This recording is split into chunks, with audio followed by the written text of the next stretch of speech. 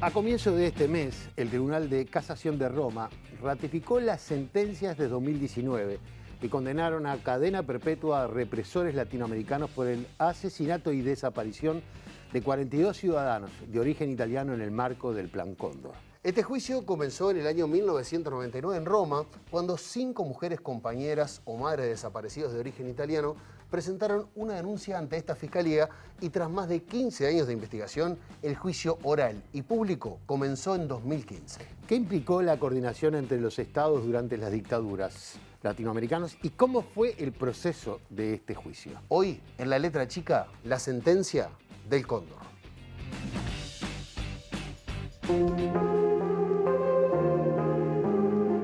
En los años 70 los militares se hicieron con el poder en Sudamérica. Como pretexto dijeron que combatían el ascenso de la izquierda. Varios golpes de estado sucesivos dejaron un rastro de intolerancia, secuestros, asesinatos y exilio. Los diferentes dictadores rebasaron las fronteras y unieron sus fuerzas. Fue uno de los casos más graves de terrorismo de Estado que han existido, la Operación Cóndor. Así bautizaron al Plan Represivo Internacional, que coordinaba operaciones de persecución, secuestro y tortura a militantes de los distintos países del Cono Sur. Los servicios de seguridad de Argentina, Chile, Bolivia, Paraguay, Uruguay y Brasil eligieron la imagen del ave característica de los Andes para sellar un pacto siniestro. Pero el cóndor no era otro que el águila norteamericana, interfiriendo en los asuntos de la región. Una alianza de muerte. Yo diría que el 100% de las personas que yo conocí ahí están desaparecidas todavía. No, a él no le va a pasar nada. Esta guerra no es contra los niños. O sea, cuando la separaron del bebé, la asesinaron militares uruguayos en Montevideo y está enterrada en Montevideo. Admitió que el secuestro de los niños era una estrategia. Son fuerzas armadas traidoras, y lo digo así porque cometieron crímenes institucionales, no individuales, como quiere alguno hacer aparecer. Una investigación sobre el Plan Cóndor revela que 48% de las víctimas son uruguayas. Una de las hipótesis que maneja la doctora Leza es que el involucramiento que mantenían los uruguayos en el exilio, con denuncias permanentes sobre las violaciones de derechos humanos en el país, hicieron que las fuerzas represivas los persiguieran especialmente.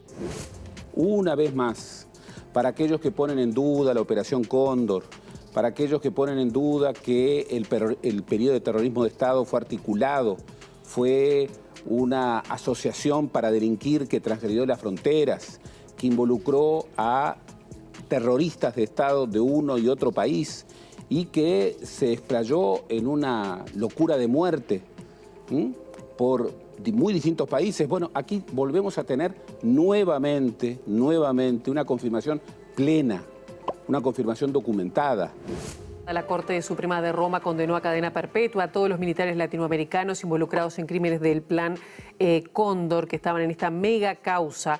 Pedro Antonio Mato Narbondo, José Horacio Gavazzo Pereira, José Ricardo Árabe Fernández, Ricardo José Medina Blanco, Luis Alfredo Maurente Mata, José Felipe San de Lima, Ernesto Soca, Ernesto Avelino Ramas Pereira, Jorge Alberto Silveira Quesada, Gilberto Valentín Vázquez Vicio, Jorge Néstor Trócoli Fernández, Juan Carlos Arcebó Aguirre Garay, Martín Martínez Garay, Manuel Vázquez Chauán, Orlando Moreno Vázquez, Daniel Aguirre Mora, Carlos Luco Astroza, Pedro Octavio Espinosa Bravo, responsabili del delitto di omicidio volontario pluriaggravato continuato, loro rispettivamente ascritto ai capi B1, D1 e I2.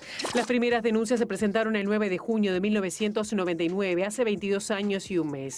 Se logró hacer justicia, son 22 años desde que Aurora y Cristina, en una instancia preliminar, digamos, de prima investigatoria con Capaldo, iniciaron este juicio. Hay también una parte como de dolor, porque bueno, quedaron muchas cosas por el camino. Alegría por esta victoria judicial, muy importante para las víctimas, para los familiares de las víctimas, porque se hizo justicia y porque va a tener repercusiones, creo, importantes para el futuro. Haberle dado sentido y a la palabra justicia con una justicia activa que creo que era más que necesaria después de 22 años de la denuncia hecha, casi 22 años de la denuncia hecha en Italia, pero sobre todo yo digo después de 47 años de la detención forzada, la desaparición y el asesinato de mi marido Daniel Banfield. Cuando arrestaron a Pinochet en Londres en 1997, parecía siempre que todo era mentira, que todos nos inventábamos, que no había torturadores, que no había Plan Cóndor, no había nada. Y bueno, pasó mucho tiempo, pasaron 20 años y hay sentencias. El Cóndor existió. La verdad es la principal reparación y el que cese el crimen hacia los desaparecidos, y que los encuentren, que se sepa lo que pasó. Insistiré con un mar de rosas y construiré sobre cenizas. Tendré un sueño nuevo en mis manos y lucharé para que sea justicia. Las mejillas de mis hijos en mis labios y encontrar en sus ojos un nuevo descanso. Leyes viejas más genocidas, mal presagio para la vida.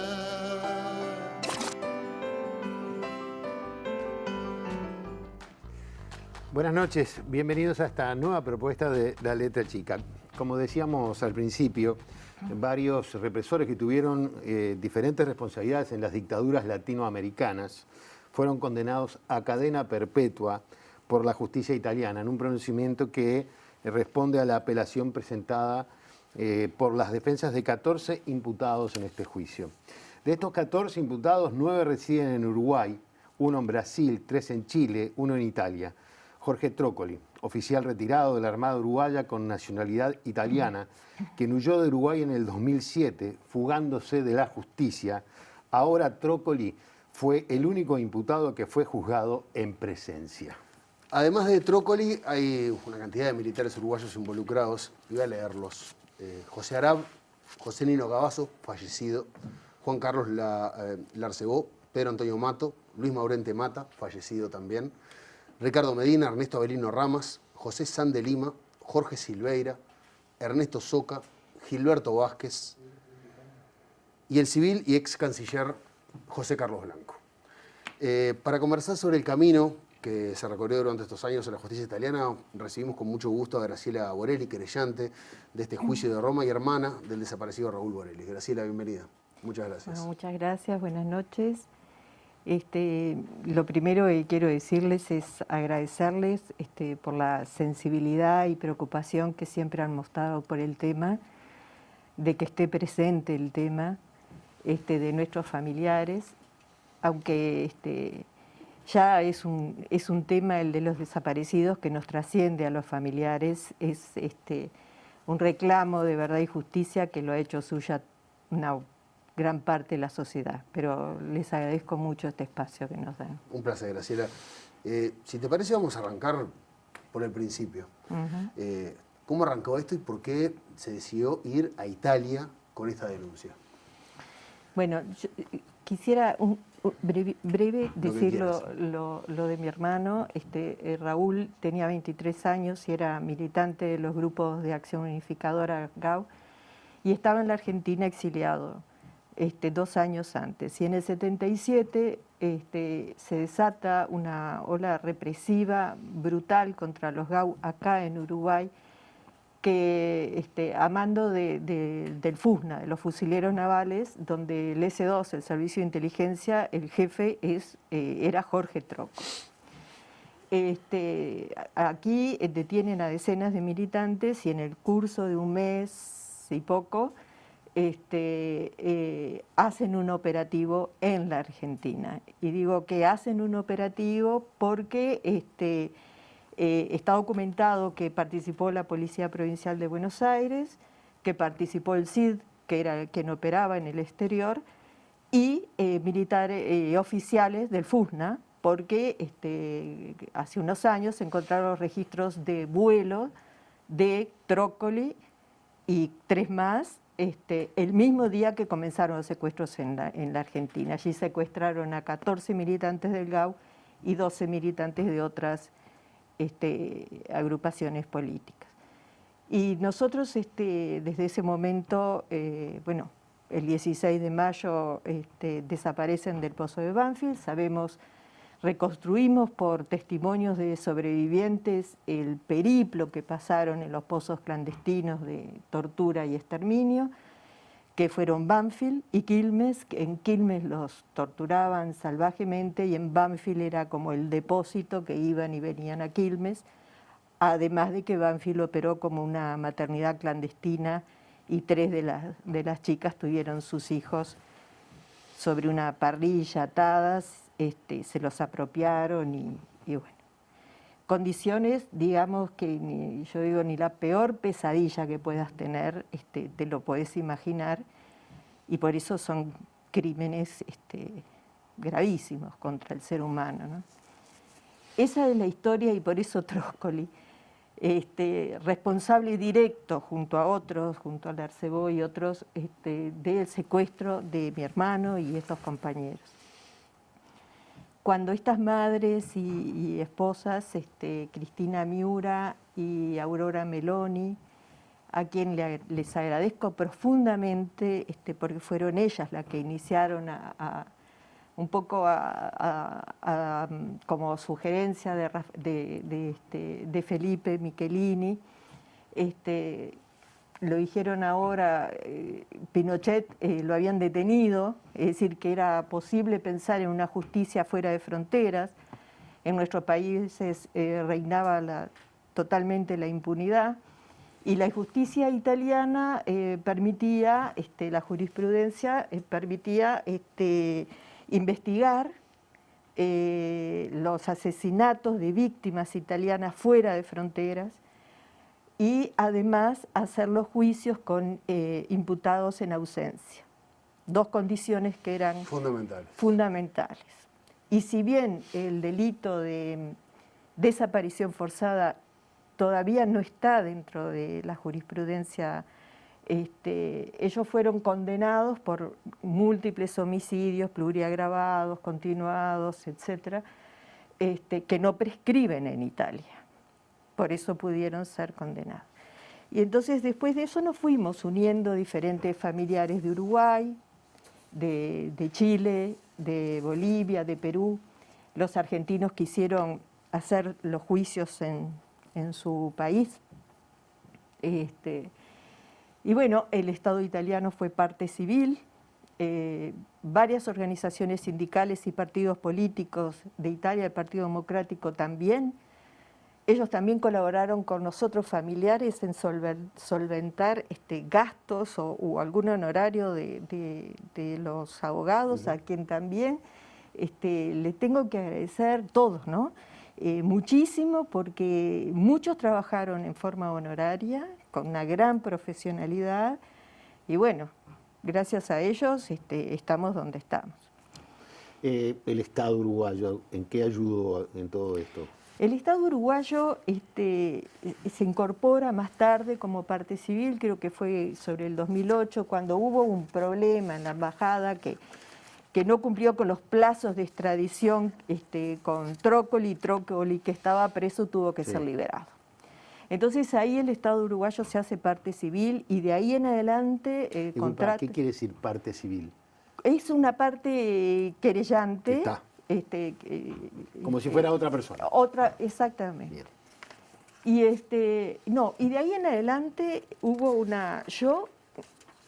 me parece, para hablar globalmente, que hubo una gran compromiso y colaboración.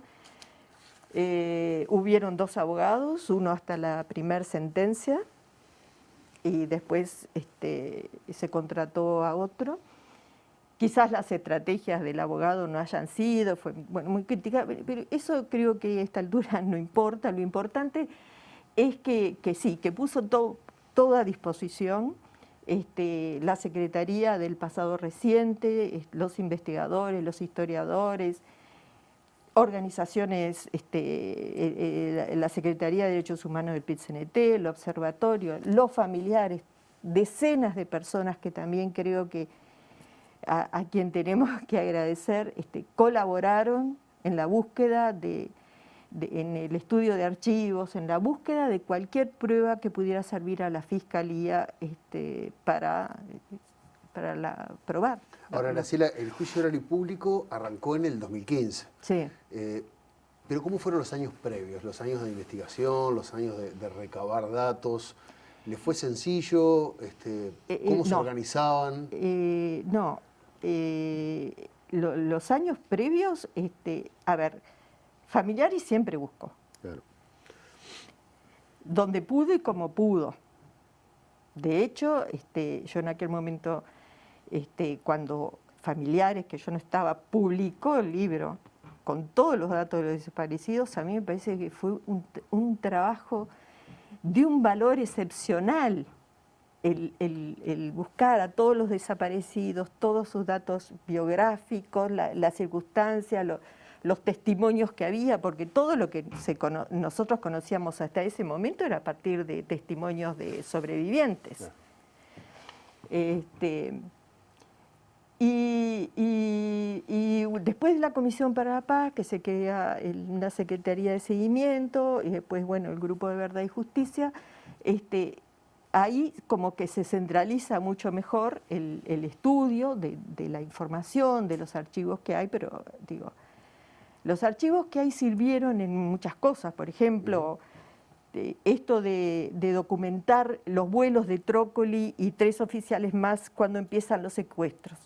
Y los vuelos de 2 oficiales, del Arcebó y Jaunsolo, todos del FUSNA, el día que lo sacan del pozo de Banfield con destino desconocido, eso está documentado. Es decir, que hay cosas de los archivos que sirven para probar, aunque sea indirectamente, porque nadie los vio. A los autores, a los ejecutores materiales, nosotros estuvimos con mi esposo presos en el FUNA, nadie los vio. Aquello era un infierno, pero siempre estabas en una situación de que no veías nada. Bueno, eso se repitió en todos lados.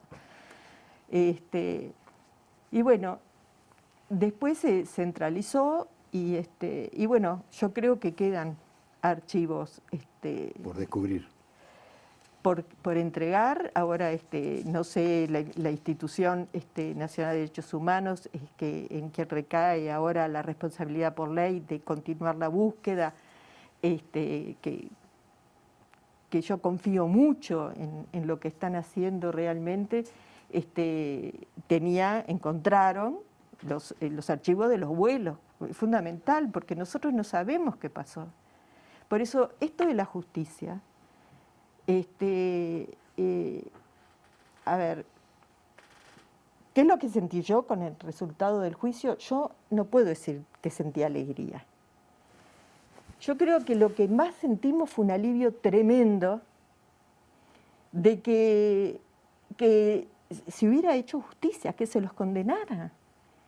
4 décadas, que la gente entienda que 4 décadas después, aunque estés a 11.000 kilómetros de distancia, si hiciste aberraciones, las tenés que pagar. Y no podía yo ver a Trócoli, responsable directo de la desaparición de mi hermano y de algunos amigos, suelto tranquilamente en Italia. Entonces, tranquilidad. Porque es una lucha contra la impunidad, por eso. Pero falta la otra, la verdad, que es lo que planteaba Elena en el video. Nosotros ahí tenemos una herida abierta que nunca se va a cerrar si no sabemos qué pasó, qué hicieron con ellos. Yo ese 16 de mayo que lo sacan a todos del pozo de Banfield, no sabemos qué pasó. Si fueron estos a buscarlos para traerlos, estos me refiero a los oficiales del FUSNA, no, Trócoli ya no estaba, era el Arcebó. Si los entregaron a los argentinos para un vuelo de la muerte, no sabemos. Y eso, digo, no permite que uno pueda... yo creo que es una herida que queda en las familias, en los amigos y en la sociedad que no cura. Pero la justicia forma parte de algo, del alivio, y la verdad es esencial. Por eso nosotros seguimos, tenemos que seguir. Ahora, debe ser extremadamente removedor seguir, investigar, porque estamos hablando de, tú lo has transcrito de una manera, lo has descrito de una manera brutal, ¿no? Es decir, en el sentido de, estamos ante aberraciones horribles, ¿no? Que además tocan a personas que son de nuestra cercanía. Tiene que doler, le pase a quien le pase, pero mucho más cuando le pasa, está en tu cercanía y esa herida queda abierta y no se cierra. ¿Cómo es seguir removiendo y seguir buscando? Lo que pasa es que, como todo en la vida, uno aprende a lidiar con ciertas cosas, ¿no? Es decir, que, por supuesto, yo ahora en la Argentina están los juicios de los pozos, de Banfield y de Quilmes, que fue donde estuvieron. Hay muchos sobrevivientes, hay muchos testimonios. Y como las audiencias son públicas y ahora con este bicho la están transmitiendo, es desgarrador escuchar a los sobrevivientes. Son noches de insomnio escuchar a los sobrevivientes, aunque lo sepas. Y muchas veces se quiebran, y muchas veces nos quebramos. A mí venir acá también me resulta removedor, ¿no? Acá, hablar del tema. Ponerte a revisar un archivo, vos lo hacés con otro, no sé, tenés un objetivo, que no se te pase algo, buscar, pero en este momento estamos manejando sentimientos, digo, no los podés dejar nunca de lado. Y bueno, así es. Graciela, la última. ¿Cómo elegís recordar a Raúl? ¿Cómo lo recordás? Y bueno, en la familia, Raúl es el menor de los hermanos, muy alegre, el tipo más alegre de todos nosotros.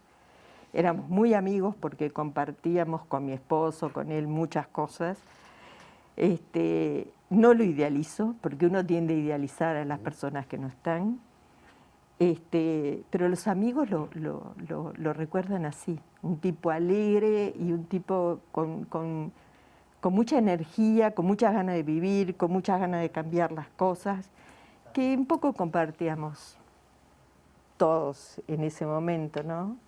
Y bueno, y por él seguimos el legado de nuestros padres, y creo que mis hijos, que también están comprometidos de diferentes formas, el día que no estemos, la van a seguir. Yo creo que sí. Graciela, muchísimas gracias por haber venido. No, a ustedes, a ustedes. Hacemos una pausa y enseguida seguimos. Vamos a hablar con Oscar Destuet para hablar de la parte histórica del proceso del Plan Cóndor. En un instante nada más.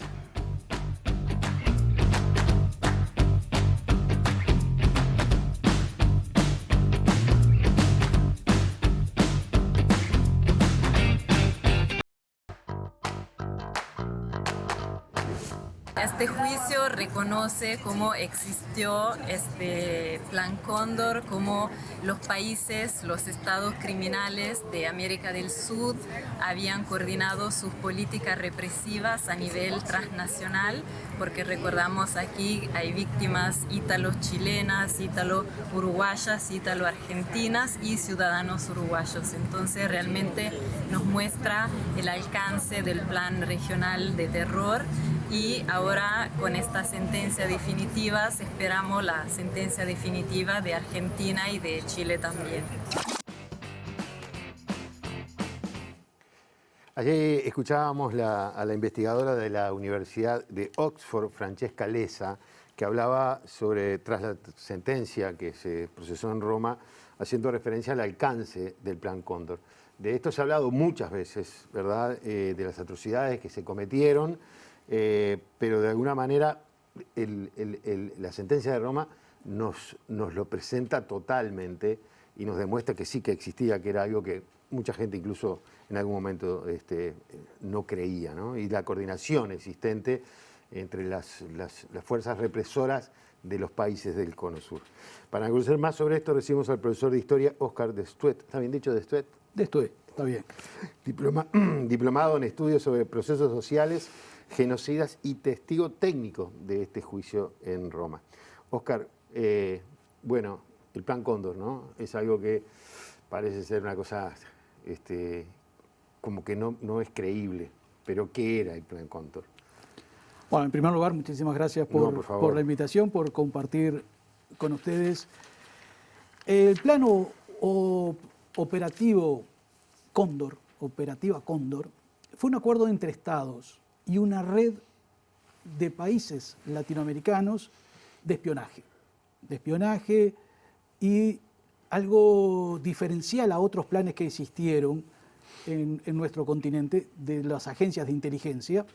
No solamente realiza un acopio de información e intercambio de información, sino que también significa un intercambio de prisioneros, de manera ilegal, de manera clandestina, donde se permite a los estados signatarios de este acuerdo operar en países extranjeros e incluso asesinar personas, secuestrar niños, robar bienes en las viviendas de esos supuestos enemigos en otros países. Las fronteras dejan de existir. Perdón porque me supera un poco esto. ¿Esto estaba explícito en ese plan? O sea, cuando estas personas redactaron eso. O sea, el acuerdo entre este grupo de estados, que lo nombraban al comienzo del programa, Argentina, Chile, Brasil, Paraguay, Bolivia, Perú y Uruguay, se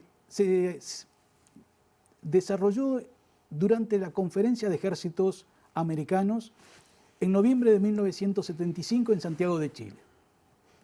Por supuesto que ahí no se utilizan las palabras que estoy utilizando. No dice, estás habilitado a robar, estás habilitado a asesinar, a matar. Lo que sí se plantea desde otra terminología, lo que acabo de decir. Y la práctica es esta. La práctica desarrollada es esta.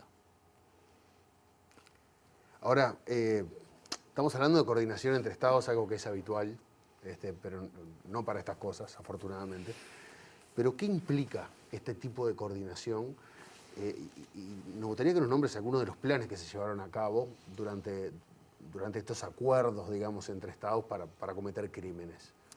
Primero voy a hacer un poquito el contexto para favor. entender mejor de qué hablamos cuando hablamos del Plan Cóndor. Estamos en el periodo de la Guerra Fría. El escenario internacional se modificó a partir del final de la Segunda Guerra Mundial, en 1945. Comienza un espacio de bipolaridad, una lucha entre Estados Unidos por un lado, defendiendo a la propiedad privada, el sistema capitalista, por otro lado la Unión Soviética, Unión de Repúblicas Socialistas Soviética, defendiendo la propiedad colectiva y un modelo socialista. Esa bipolaridad de los dos de los grandes triunfadores de la Segunda Guerra Mundial, dividió al mundo y dividió también a la cotidianeidad de la gente. ¿Estás conmigo o estás contra mí? ¿Es amigo o es enemigo? Lo podemos trasladar a lo cotidiano. ¿De qué cuadro de fútbol sos? No, de rentista. No, pero te estoy hablando de los grandes. De Peñarol o de Nacional. Eso tan metido en la mentalidad, bueno, inundó el espacio diario y el espacio político. Se construyó en esta llamada Guerra Fría en América Latina, bajo la hegemonía de los Estados Unidos, una reestructura en las agencias de inteligencia. Las agencias de inteligencia a partir de 1947, con la firma del TIAR, el Tratado Interamericano de Asistencia Recíproca, hubo tratados muy similares en otras partes del planeta, para el sudoeste asiático, la OTAN en Europa, una de las más conocidos de estos acuerdos de Estado, el Pacto de Varsovia, desde la hegemonía del otro lado de la Unión Soviética, digamos, orquestaron distintas unidades. Por ejemplo, en el caso de los archivos, unificaron los criterios de acopio de la información. Todavía no estaba el uso de la computadora, se hacían a nivel manual, pero máquinas muy rápidas, cuando las manos eran muy rápidas, para intercambiar información.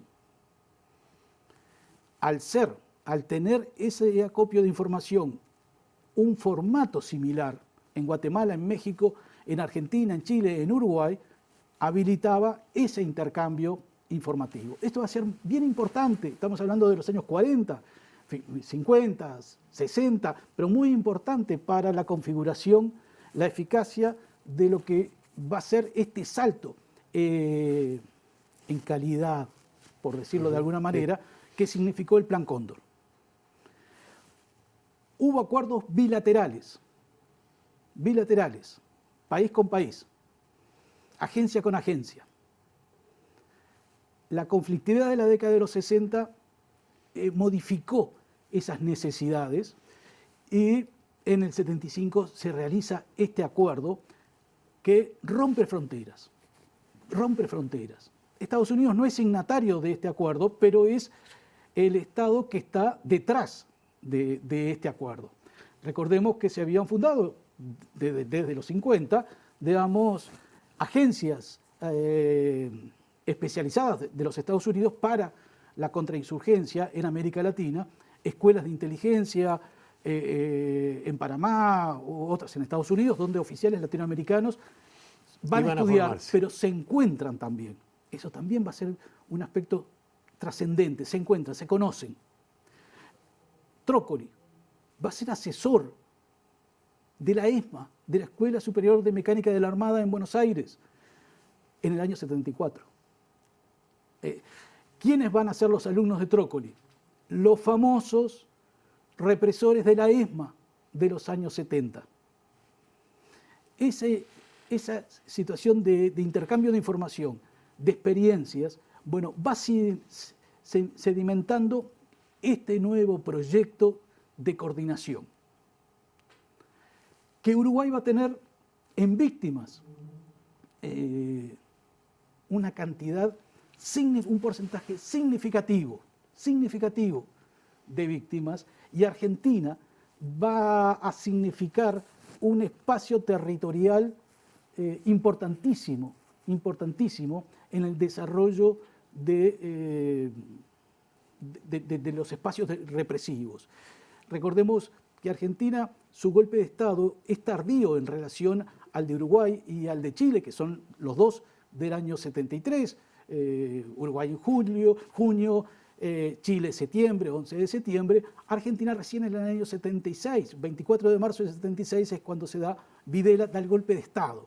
Digamos, eso hay que ubicarse en el tiempo, digamos, y no hacer historia pensando con los criterios del hoy, que decíamos, bueno, pero ¿y la gente por qué se fue a Argentina? ¿Por qué no se fue a otro lugar mucho más tranquilo? Uno va a los lugares de cercanía, va a los lugares donde se puede encontrar con otros y otras historias conocidas y amadas. Y bueno, fue su tumba para muchísimos, son 30.000 desaparecidos. Son los lugares donde los uruguayos desarrollaban distintas actividades de solidaridad. Porque además había un gobierno, como era el gobierno peronista. Porque estaba el gobierno del Frejuli primero, claro, digamos, del Frente Justicialista de Liberación con Cámpora. Eso abrió una veta de esperanzas para muchísimos jóvenes y muchísima gente. La llegada de Juan Domingo Perón también en torno a todo esto, ¿no? Es esa reestructura de los sistemas de inteligencia que siguieron los lineamientos de un general de la CIA, Sherman Kent, que me parece muy interesante para leerlo y estudiarlo.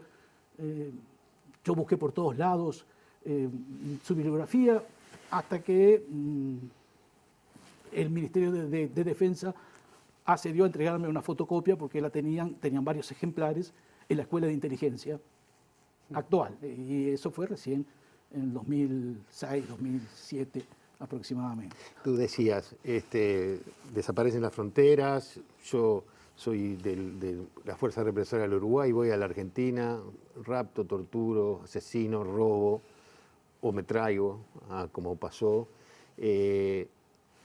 O sea, como parte de toda la operación, lo mismo hacían los chilenos, lo mismo, es decir, pasaba. Argentina era el lugar de mayor concentración. O sea, pero ¿cuándo se termina de definir, no de definir, sino de conocer lo que efectivamente era el Plan Cóndor y qué rol juega este fallo en comprender lo que era el Plan Cóndor?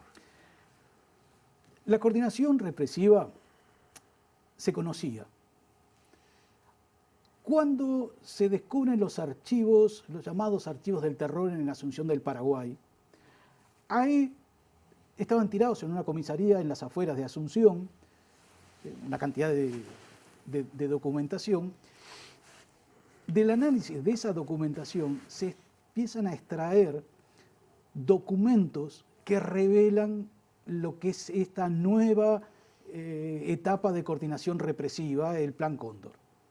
Se le conoce ya con el nombre, porque bueno, fue un coronel uruguayo participante en la reunión de la Conferencia de Ejércitos Americanos de noviembre del 75, que le puso Cóndor. En honor a... Qué orgullo, ¿eh? ¿No? Sí, a ese animal de los Andes, ¿no? Que atrapa, que vuela por distintos espacios, sin importar país, y atrapa a las presas, ¿no? Bueno, ahí está el descubrimiento de que eso existe. De que eso existió. El testimonio de las víctimas que dicen: a mí me interrogaron en Buenos Aires oficiales uruguayos, a mí me interrogaron chilenos en Mendoza. Bueno, ¿qué es esto? El juicio de Roma es el primer juicio que se le hace al Plan Cóndor como tal. Esto no significa que la terminología no se utilizara en distintos juicios en Argentina y también en Uruguay. También en Uruguay, digamos.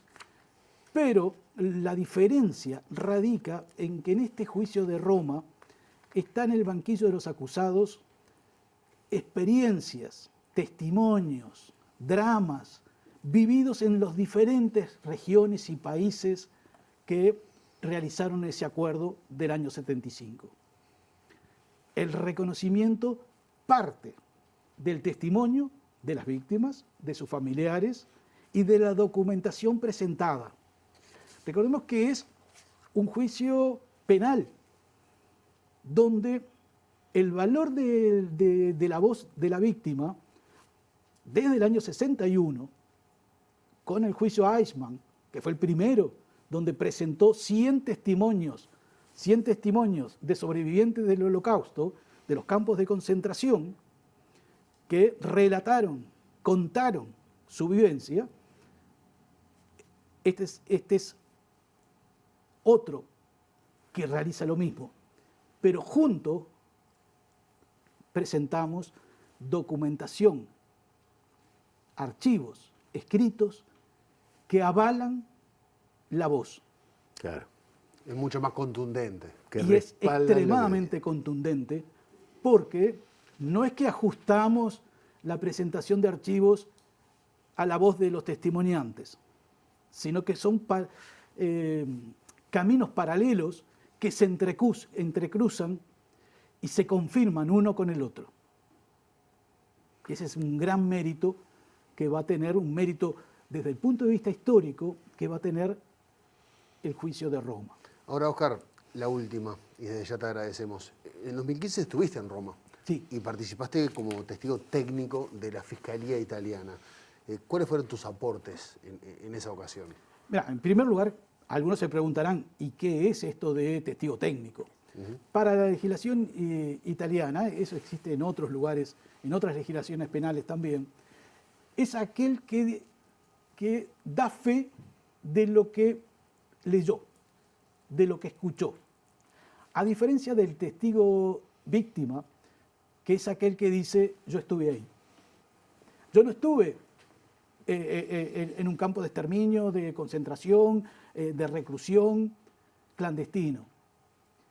Estuve en los archivos. Claro. Entonces, doy fe de que efectivamente esta documentación que presento proviene, por ejemplo, cuestiones que presenté en Roma, del Archivo Histórico Diplomático del Ministerio de Relaciones Exteriores y del Archivo Administrativo del Ministerio de Relaciones Exteriores. Tomemos en cuenta que el Servicio Exterior, desde 1974, por orden del canciller Juan Carlos Blanco, hoy condenado a cadena perpetua por sus crímenes y que está preso en Uruguay desde el año 2005, desde finales del 2005, integró al Servicio Exterior de Cancillería como otra agencia de espionaje más. ¿Para qué? Para acumular información sobre los uruguayos residentes en el exterior, cancelando pasaportes, como en el caso Michelini, digamos, como el caso Erro, ¿no? Que se les negaron el pasaporte, y bueno, eso fue uno de los factores que imposibilitó a Germano Michelini poder salir de Argentina y bueno, terminar, como todos sabemos, con su secuestro y posterior asesinato en mayo del 76, ¿no? Bueno, distintos documentos del N2. Ese N2 significa la inteligencia naval. El 2, en la nomenclatura de las Fuerzas Armadas a nivel internacional, es servicio de inteligencia. El archivo del FUSNA y otros archivos, digamos, de las Fuerzas Armadas, algunos nos quedaron en el tintero, todavía están en el tintero. Nosotros sabemos por distintas documentaciones del archivo, por ejemplo, de Paraguay, el archivo del terror, que los agregados militares cumplieron un rol preponderante de intercambio de información en el Cóndor. Bueno, necesitamos esa información, no la tenemos. Tenemos los nombres de los agregados militares, de las 3 fuerzas, en todos estos países, pero esa documentación no pudo todavía ser ubicada. No tenemos la documentación de Prefectura Naval, importantísima, importantísima. Se considera que es el segundo archivo en volumen, luego de la Dirección Nacional de Información e Inteligencia, donde estuvimos durante muchos años trabajando en esa documentación. Algunos documentos encontrados en ese lugar relevantes para el juicio de Roma y también otros juicios acá, como el informe Gavazo, firmado por Gavazo, donde plantea, es un informe a la superioridad del Servicio de Información de Defensa, que se distribuye en distintas agencias, por eso está en la Dirección de Información e Inteligencia, ese documento, que plantea que hay 2 sitios donde se debe sí o sí operar: Buenos Aires y París. Eso está firmado en el año 75. Viéndolo a la distancia, lo releemos y decimos, efectivamente, ese informe del teniente coronel Gavazo en ese momento, ese era el rango que tenía, que ubicaba Buenos Aires y París, operó en Buenos Aires y la ESMA operó en París. A Uruguay no le dio, se ve que la NAFTA, para ir a operar en París, pero la ESMA cumplió ese error dentro del Plan Cóndor. Oscar, ha sido clarísimo y da para mucho más. Seguramente lo haremos en otro momento. Te agradecemos muchísimo que hayas venido y todo lo que has hecho. Mucho más importante que haber venido hoy acá. Muchísimas gracias a ustedes. No, por favor. Ricardo, en el último bloque, en el bloque siguiente de La Letra Chica, vamos a estar recibiendo a Francesca Casariego, que fue sequestrada en Porto Alegre cuando tenía 3 años, junto a su madre Lilian Celiberte y su hermano Camilo, y nos va a contar un poco de lo que ha sido para ella también este fallo en Roma. Ya venimos.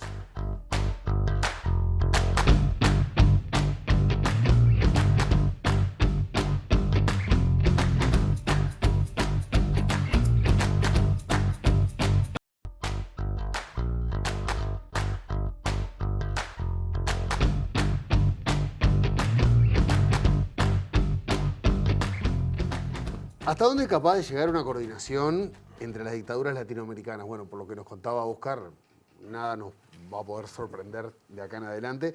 Pero para conocer otra historia que refleja la coordinación que existió también con Brasil, un país que no hemos nombrado mucho, Vamos a recibir a Francesca Casariego, que fue secuestrada en Porto Alegre cuando tenía 3 años, junto a su madre Lilian Celiberti y su hermano Camilo. Francesca, buenas noches, bienvenida, muchas gracias.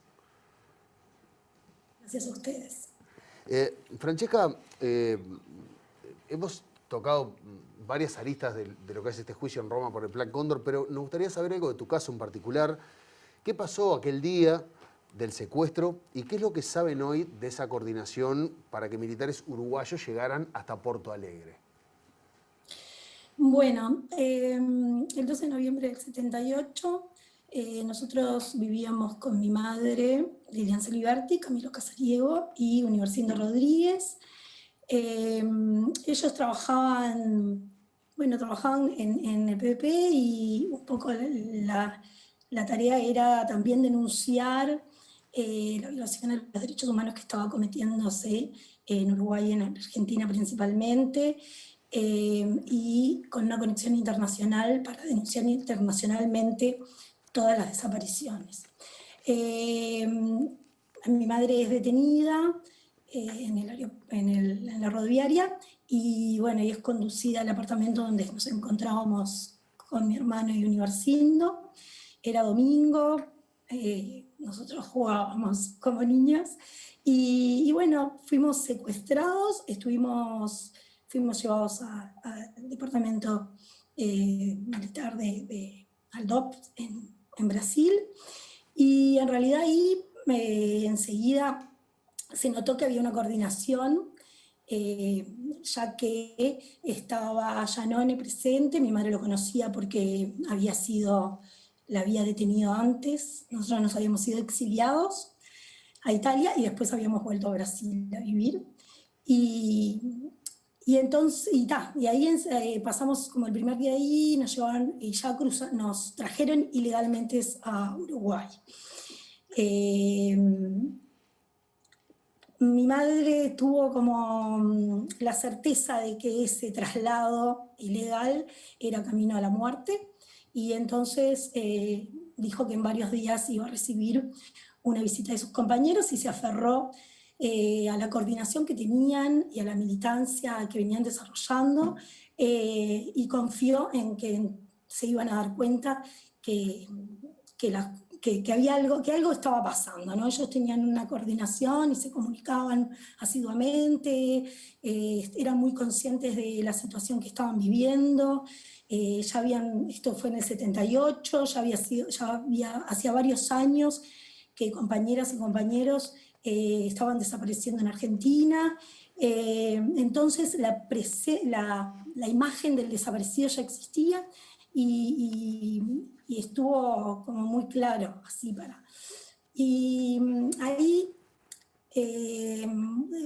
contaba a mi madre con que no nos separaran de ella, pero bueno, nosotros éramos un elemento para presionar, ¿no? Porque teníamos 3 y 7 años mi hermano, y bueno, entonces fuimos detenidos y fuimos tomados como rehenes, digamos, del accionar de mi madre y de Universindo, y así estuvimos, nos pasearon, digamos, de un lado a otro, mientras todo esto sucedía, manteniendo un poco a ver qué pasaba y qué hacían, ¿no? En muchas oportunidades el tema era qué hacemos con los niños, y bueno, los matamos. O sea, esas fueron conversaciones que se dieron en el secuestro, y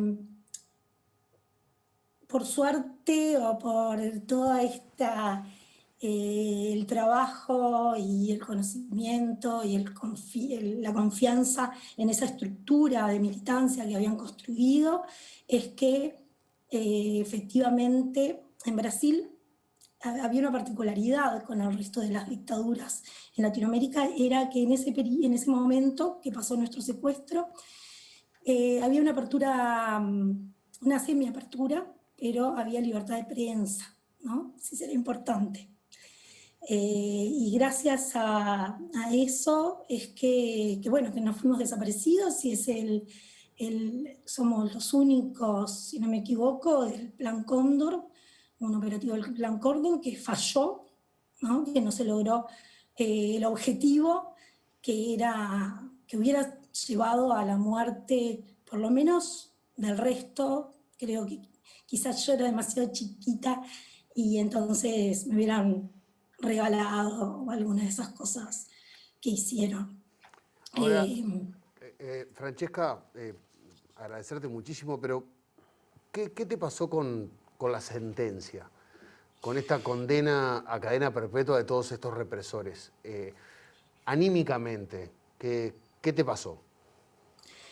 Bueno, es tal la impunidad en este país que si bien alivia un poco de justicia, ha demorado tanto que es difícil como que logre realmente reparar.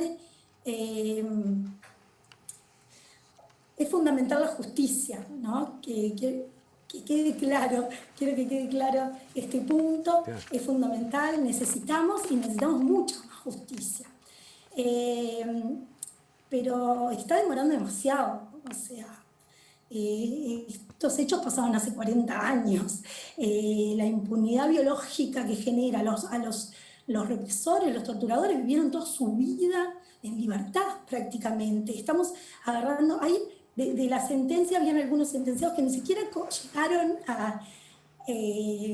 a cumplir condena porque murieron antes.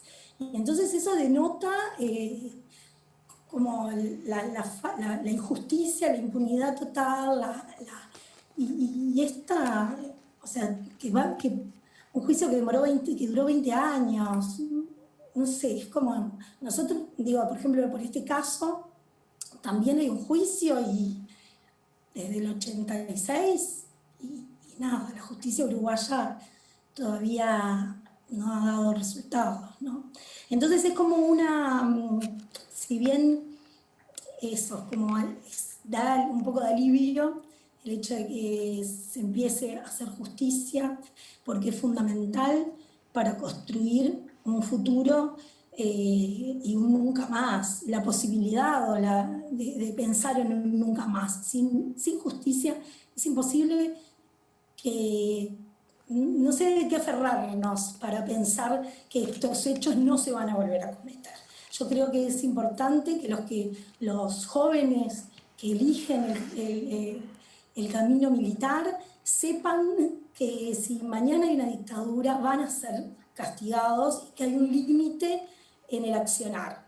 Hay hay derechos fundamentales y cuestiones de lesa humanidad que no se pueden, hay una línea que no se puede cruzar. Eso me parece que es fundamental y bueno, y eso es lo que nos da la justicia y en ese sentido es que da un poco de alivio. Francesca, te agradecemos muchísimo que hayas estado en contacto con nosotros esta noche. Muchas gracias. No, muchas gracias a ustedes.